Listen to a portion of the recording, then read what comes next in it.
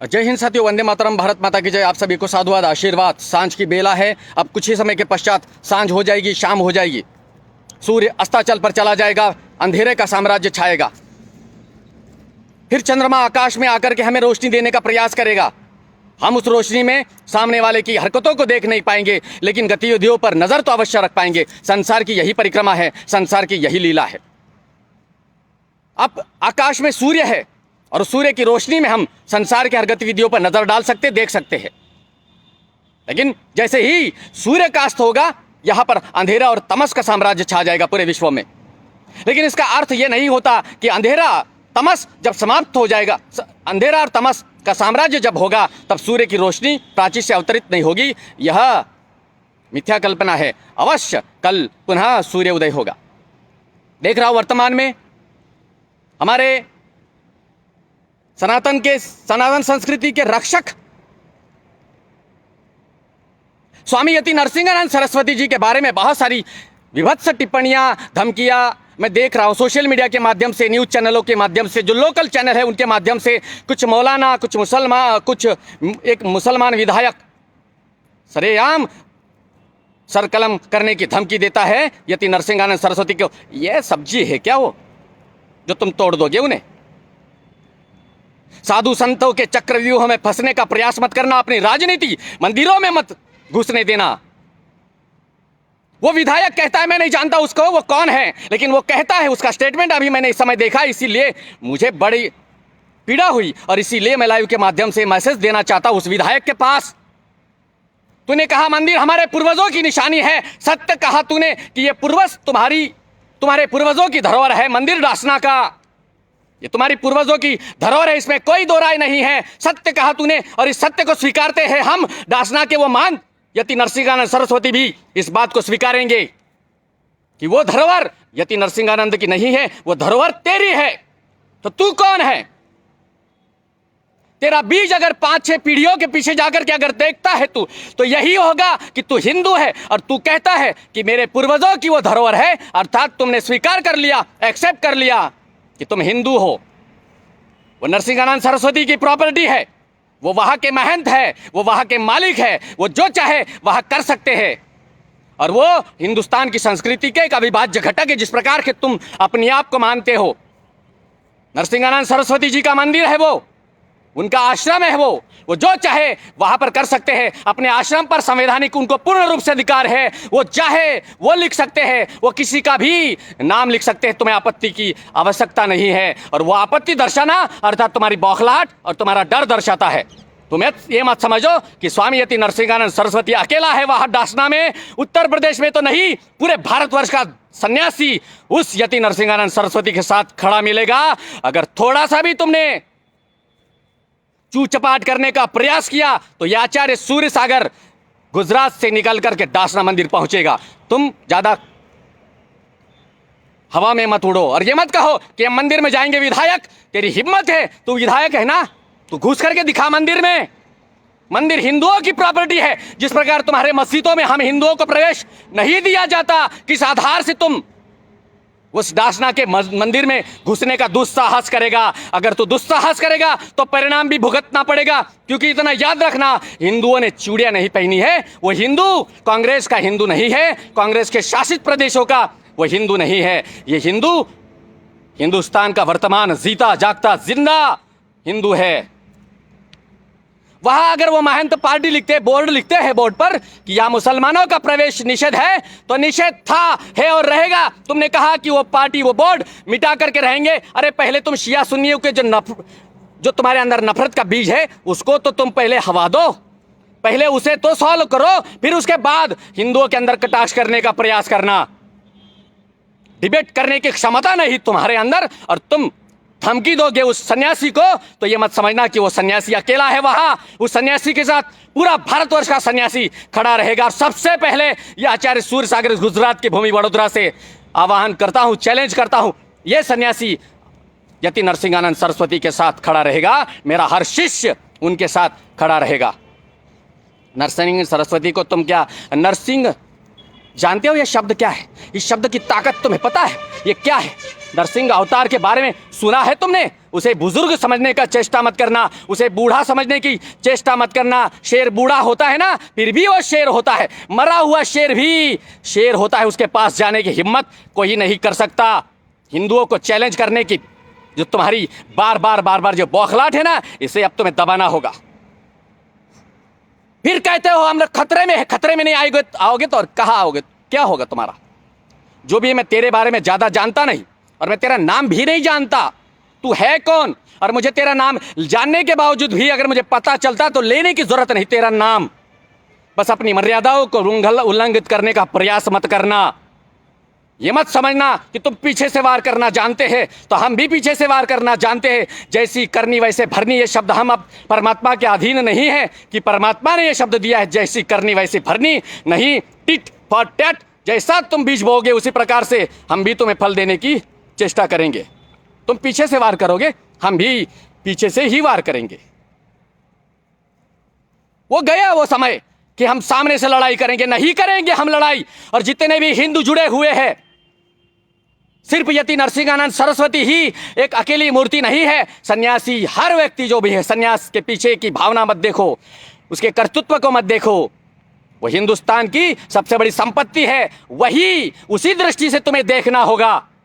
वो जैन है, बौद्ध है, सिख है, चमार है, भंगी है, उसे देखो मत। वो सन्यासी है, हिंदुत्व का रक्षक है, हिंदू का रखवाला है। गुरु न होते संसार में मिट जाता संसार।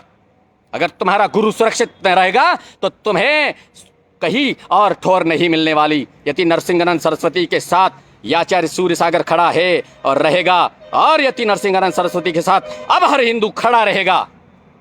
इसलिए इतना याद रखना, मंदिर में प्रवेश करने का अधिकार नहीं तुम्हारा। ये प्रॉपर्टी मेरी है, ये प्रॉपर्टी मेरी है। मेरी प्रॉपर्टी में मैं जो चाहे कर सकता हूं। मेरे प्रॉपर्टी में मैं यहां आशियाना भी खड़ा कर सकता हूं। मेरे प्रॉपर्टी में यहां पर मैं बिजनेस भी ओपन कर सकता हूं। कुछ भी कर सकता हूं रे। मेरी प्रॉपर्टी तेरे बाप की प्रॉपर्टी नहीं है। मैं जो चाहे वो कर सकता हूं। तेरे घर में तू नंगा नाच सकता है, तेरे घर में तू नंगा कूद सकता है, पलंग तोड़ सकता है, जो चाहे कर सकता है। तेरे घर में हस्तक्षेप करने का अधिकार मुझे नहीं है, तेरे पड़ोसी को भी नहीं है। तो किस आधार से तूने कहा कि वो साधु नहीं गुंडा है? साधुओं की गुंडागर्दी देखी कहाँ है अभी तक तुमने? जब साधु अपने गुंडे पर उतर आता है तो एक चाणक्य का जन्म होता है, और वो चाणक्य संसार में सम्राट चंद्रगुप्त मौर्य का निर्माण करता है। अगर सन्यासी निर्माण करना जानता है तो विध्वंस करना भी जानता है। ये लोग तुम्हारे पल्ले में नहीं पड़ने वाली ये बातें। संस्कार और साधना का विषय तुम्हारा नहीं है। अगर तुम इसको समझते कभी तो स्वाभाविक है तुम्हारे गंदे मुंह से गंदे शब्द कभी बाहर नहीं निकलते। तुमने कहा बोर्ड परिवर्तित करके दिखाएंगे, दबाव डालेंगे, करो। करने की हिम्मत है, करो। वो नरसिंहानंद सरस्वती की प्रॉपर्टी है, वो चाहे किसी का भी नाम डाल सकते हैं। यह मेरी प्रॉपर्टी है, मैं यहाँ नरसिंहानंद का नाम डाल सकता हूँ। उनकी प्रॉपर्टी है, वो चाहे मेरा नाम डाल सकते हैं। वो उनकी इच्छा पर निर्भर करता है। अगर वो नहीं चाहते हैं म्लेच्छों को अंदर हमारे मंदिर में प्रवेश देना तो वो उनकी इच्छा पर निर्भर करता है। संवैधानिक, तुमने कहा, तुम्हारे एक वीडियो में देखा, संविधान का सम्मान करते हैं हम। काय का सम्मान करते हो? अगर संविधान का ही सम्मान करते तो शरिया कानून को तवज्जो देने का प्रयास तुम नहीं करते। राम मंदिर के फैसले पर जब सुप्रीम कोर्ट ने उच्च न्यायालय में मुहर लगा दी तब तुमने कहा कि हमें यह स्वीकार नहीं है, लेकिन तुम्हें जबरदस्ती ही सही स्वीकार करना पड़ा, क्योंकि आधुनिक भारत है, ये मुगलों का भारत नहीं है, ये कांग्रेस का भारत नहीं है, ये नरेंद्र मोदी का भारत है। और उत्तर प्रदेश का मुख्यमंत्री योगी आदित्यनाथ का वो उत्तर प्रदेश है। तुम जैसे चमदागढ़ों को ठिकाने पर लगाना उन्हें बेहतरीन तरीके से आता है। साधुओं को अकेला समझने का प्रयास मत करना। साधु कोई भी हो, हिंदुत्व की विचारधारा जिसके हृदय में है, हर सन्यासी उसके साथ खड़ा रहेगा। और मैं यति नरसिंहानंद सरस्वती जी को यहाँ से आश्वस्त करता हूँ, मैं साधारण सा सन्यासी हूँ, तुम्हारी तुलना में मेरी कोई तुलना नहीं है। आप विराट हो, आप महान हो, निसंदेह महान हो। शेर कभी घास नहीं खाता, मर जाता है, लेकिन कभी कभी वर्तमान को देख करके हमारी विचारधाराएं हमें परिवर्तित करने पर हमें मजबूर करती है। स्वामी यति नरसिंहानंद जी, आप अकेले नहीं हो, न थे, न है, न आगे भी रहोगे। आपके साथ भारतवर्ष का हर संप्रदाय का साधु खड़ा मिलेगा। नागा साधु भी मिलेंगे आपको। मैं गुजरात के जूनागढ़ में मेरे बहुत सारे संतों से मुलाकात होती है, सबसे मेरे अच्छे परिचय है। अभी मैं सभी के साथ वार्ता करूंगा। साथियों, यति नरसिंहानंद सरस्वती का साथ दो। आप साला तुमको बोलना पड़ता है, साथ दो, तब जाकर के साथ में खड़े होते हो। लेकिन साधुओं को जरूरत नहीं होती किसी के साथ की, क्योंकि शेरों को किसी के साथ की आवश्यकता नहीं होती है। युद्ध का मैदान, जब युद्ध प्रारंभ होता है तो युद्ध के मैदान में योद्धाओं को निमंत्रण नहीं दिया जाता है, पीला चावल नहीं चढ़ाया जाता है। वहां वो स्वयं पहुंचता है मरने और मिटाने के लिए। उसके बाहु स्फुरित होने लगते हैं। क्या तुम्हारे बाहुओं का खून अब सूख गया है? क्या सन्यासियों का साथ देना तुमने बंद कर दिया है? जब सन्यासियों का साथ देना तुम बंद कर दोगे, स्वाभाविक है